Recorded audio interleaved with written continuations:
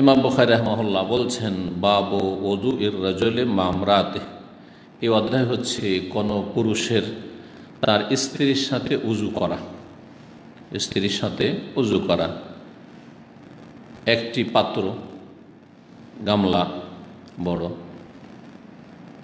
যে যা থেকে একসাথে উজু করা, স্বামীও সেখান থেকে পানি নিচ্ছে আর উজু করছে, আর স্ত্রীও পানি নিচ্ছে, একসাথে উজু করা স্ত্রীর সাথে। ও ফদলে ওযু ইল মারআহ, আর দ্বিতীয় বিষয় হচ্ছে যে স্ত্রীর উজুর পানি যেটা অবশিষ্ট, স্ত্রীর অবশিষ্ট, ফজল মানে হচ্ছে অবশিষ্ট। আল্লাহর ফজল আমরা এখান থেকে বলে, তো আল্লাহর ফজল মানে আল্লাহর অনুগ্রহ, যা আল্লাহ আমাদেরকে এক্সেস দেন, ফজল। তো আল্লাহর ফজল, ফজলুল্লাহ, হাযা মিন ফজলি রব্বি, কোরআনে কারীমে রয়েছে, যালিকা ফজলুল্লাহ ইউতিহি মান ইয়াশা। ফজল মানে আল্লাহর অনুগ্রহ, যা আল্লাহ রাব্বুল আমাদেরকে দিয়ে থাকেন। এখানে ফজল মানে হচ্ছে অবশিষ্ট, অতিরিক্ত। উজু করার পরে, স্ত্রীর উজু করার পরে যে পানিটা অবশিষ্ট আছে, সেই পানিটার হুকুম কি? একটা হচ্ছে তাহলে একসাথে উজু করা, স্বামী স্ত্রী দুইজনেই একসাথে উজু করছে, একবার ও নিচ্ছে একবার ও নিচ্ছে, বা এদিক থেকে নিচ্ছে আর ওই দিক থেকে ও নিচ্ছে একটা পাত্র থেকে। এরকমই গোসলের বিধান, যখন উজুর বিধান, উজু যখন জায়েজ তো গোসলও জায়েজ। একসাথে স্বামী স্ত্রী হয়তো গোসল করছে, আর দুজন দুই মগে, বা একটা মগে একবার ও পানি নিচ্ছে আর একবার ও পানি নিচ্ছে, এরকম। তো সবটাই জায়েজ এবং সবটাই প্রমাণিত। অথচ যখন পানি নেবে, শরীর থেকে পানি ছিটে পড়বে, এর থেকে বোঝা যায় যে মায়ে মুস্তামাল বা ব্যবহৃত পানি নাপাক নয়।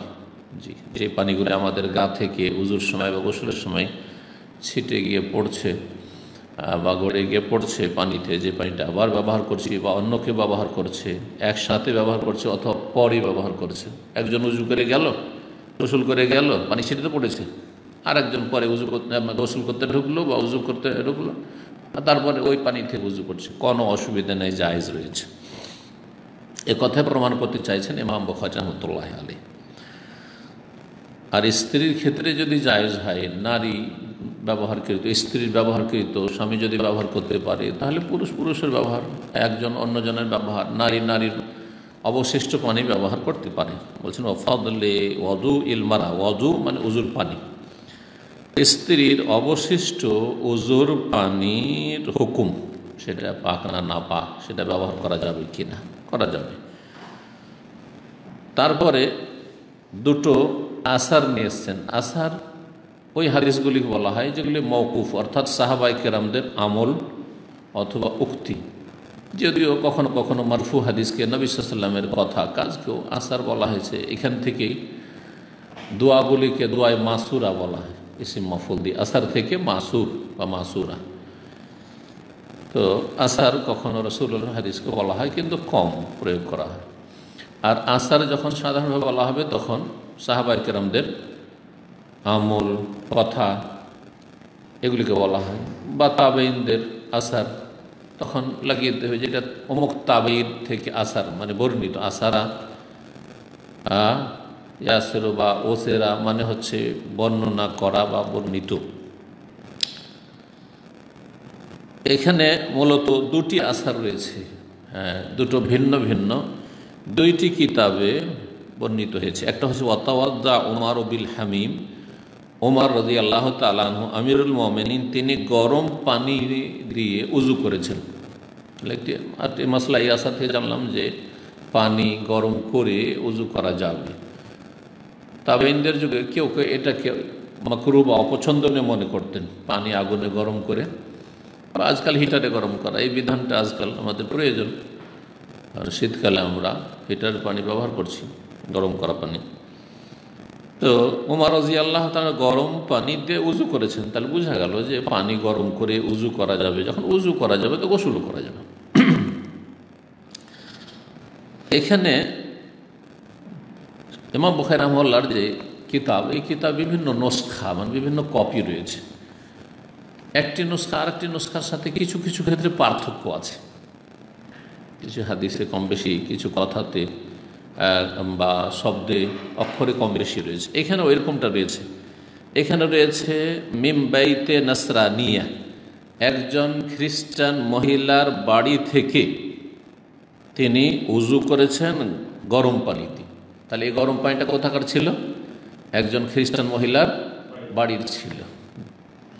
একসাথে লাগিয়ে দিচ্ছেন, মনে হচ্ছে যে এটা একটি রেওয়ায়াত বা একটি বর্ণনা ওমর রাদিয়াল্লাহু তাআলা আনহু থেকে।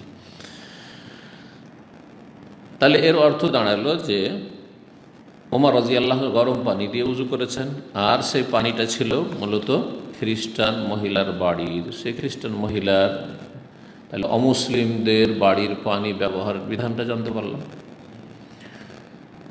তারপরে এই পানি হতে পারে যে সেই পানিতে হাত দিয়েছে সেই অমুসলিম মহিলা, যখন ওর বাড়ির পানি হাত ডুবিয়েছে, এটাও সম্ভাবনা রয়েছে। সেই পানি কিছু ব্যবহার করেছে, এটাও হইতে পারে।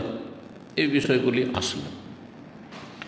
আসল হচ্ছে পানি পাক, আসল হচ্ছে পানি পাক। যতক্ষণ পর্যন্ত আপনি কোনো প্রমাণ না পাবেন বা আপনার জান্নে গালিব, আপনার মানে সমূহ সন্দেহ হচ্ছে, খুব বেশি সম্ভব সন্দেহ হচ্ছে যে এখানে কি আছে, না পাকি আছে।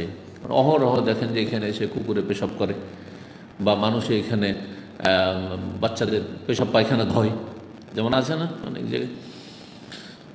আর যদি দেখা যায় যে না, এরকম কোনো লক্ষণ নেই, মরুভূমিতে আপনি সৌদি আরবে যাচ্ছেন আর কোনো জায়গায় পানি দেখছেন, তো আপনি কী বলবেন? নাপাক? আসল নাপাক? আসল হচ্ছে পাক, আসল হচ্ছে পানি পাক।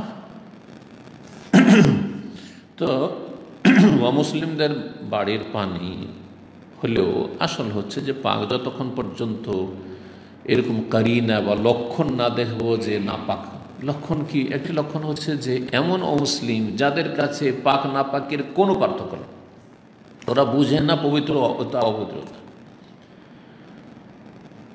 বরং তারা একবারে অপবিত্র থাকে। হ্যাঁ, আর পানি তাদের অপবিত্র থাকলেও কোনো ব্যাপার না, এইরকম ধরে। এইরকম যদি জীবনযাপন হয় অমুসলিমদের, তাহলে না, আপনি বেঁচে থাকবেন, ইতিহাদ করবেন। যদি জানেন যে এই পাত্রে তারা মদ পান করছে, মদ তৈরি করছে, এতে শুকরের গোশত খাচ্ছে, তাহলে সেটা ব্যবহার করবেন না, পাত্র ব্যবহার করবেন না। কিন্তু আসল হচ্ছে যে তাদের পাত্রগুলিও পাক, প্রয়োজন আমরা ব্যবহার করতে পারবো, ধুয়ে নিয়ে ব্যবহার করে নেব। যদি আমাদের কাছে থাকে আমাদের, তাহলে তাদের ব্যবহার করব না বিনা প্রয়োজন। এখান থেকে আজকাল অনেক সময় মুসলিমরা বাধ্য অমুসলিমদের হোটেলে খেতে। সবাই তার মুসলিম দেশে বাস করে না, মুসলিম দেশে তো অমুসলিমদের মিষ্টির দোকান, হ্যাঁ, তো হোটেলও আছে, রেস্টুরেন্টও আছে। যদি দেখেন যে হালাল জিনিস দিচ্ছে, আপনি ভাত খাচ্ছেন, মাছ খাচ্ছেন, হ্যাঁ, গোশত খাবেন না। গোশত খাওয়ার ক্ষেত্রে আহলে কিতাব যদি খ্রিস্টান হয় তাহলে তো তাদের জবাই ঠিক আছে, কিন্তু হিন্দুদের বুদ্ধিস্ট যারা, নাস্তিক, মুশরিক যারা, তাদের জবাই করা খাওয়া যায় না। সুতরাং তাদের ওখানে চিকেন খাবেন না, হ্যাঁ, গোশত খাসি এসব খাবেন না, গরু খাবেন না, মহিষ খাবেন না। কিন্তু আপনি মাছ খাচ্ছেন, সবজি ভাত নিরামিষ খাচ্ছেন, অসুবিধা নেই, প্রয়োজনে খাওয়া যেতে পারে। যদিও মুসলিমদের দোকানপাটে খাওয়া ভালো, আমাদের দেশে অজ্ঞতার কারণে কিছু বাড়াবাড়িও আছে। হিন্দুদের মিষ্টির দোকান থেকে এমনি সারা বছর মিষ্টি খাচ্ছে, ইফতারির সময় হারাম, শুনেছেন কথা অনেকে বলে থাকে। এরকম এসব মাসাইল আমাদের কাছে যেহেতু জিজ্ঞাসা আসে, সেজন্য আমরা জানি। হিন্দুদের দোকানের মিষ্টি খেয়ে ইফতার করা যাবে? হিন্দুদের দোকানের মিষ্টি তো আসলে হালাল মিষ্টি, তো কোনো হারাম জিনিস নেই তাতে। হ্যাঁ, আপনি মুসলিমের দোকান করলে মুসলিমের সাথে আদান প্রদান করা, এটা সবচেয়ে ভালো। আপনার দ্বারা একজন মুসলিম ভাই উপকৃত হোক, আপনি মুসলিম দ্বারা উপকৃত হন, এটা হচ্ছে ইসলামের ভালোবাসা, এটা হচ্ছে ইমানি ভ্রাতৃত্ব, ইন্নামাল মুমিনুনা ইখওয়া, এটা হচ্ছে ইমান ইসলামের দাবি। কিন্তু প্রয়োজনে অমুসলিমদের কাছে কেনাকাটা রাসূলুল্লাহ সাল্লাল্লাহু আলাইহি ওয়াসাল্লাম করেছেন, এবং ইহুদির বাড়ি তো দাওয়াত খেয়েছেন যে সময় বিষ দিয়েছিল, সুতরাং প্রয়োজনে যাই যাচ্ছে।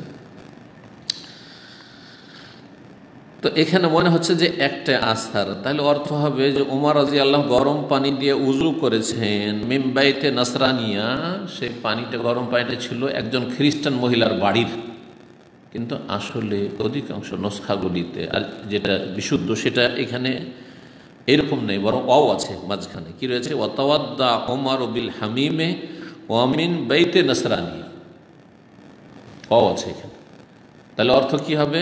এবং এর অর্থ মানে এবং। ওমর রাদিয়াল্লাহু গরম পানি দিয়ে উজু করেছেন যেটা সোনানে সঈদ ইবনে মনসুর নামক একটি কিতাবে রয়েছে, হাদিসের একটি কিতাব, ইমাম সঈদ বিন মনসুর রহমতুল্লাহ আলাইহ।